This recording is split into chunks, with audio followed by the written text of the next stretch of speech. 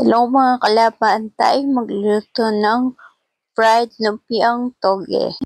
Toge, carrots, bawang sibuyas, giniling na manok, patis, tapos tokwa. Ayan po yung mga gagamitin nating mga ingredients. Siyempre, hindi po mawawala ang matika sa prito at ang ating mga gulay.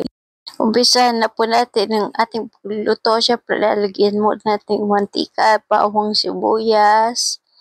Tapos po, pagtapos ng bawang sibuyas, ayan po, ayan lang natin siyang maluto, mag-golden brown, para po ilagay na natin ng patis. Pagtapos po niyan, luin po natin, tapos ilalagay na po natin ang ating giniling.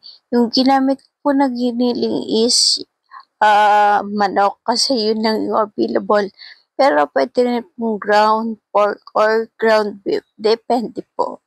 Kumuha lang kasi ako ng konti dun sa lulutuin ko na Shanghai para sa anak ko. Tapos gawin natin yung toge. Pagtapos po ng toge, yan lang po natin siya. Then yung carrots po.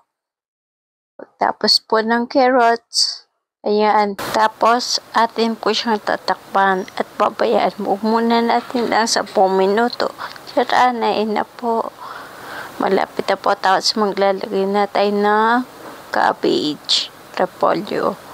Repolyo kasi po walang available na pichay na Baguio.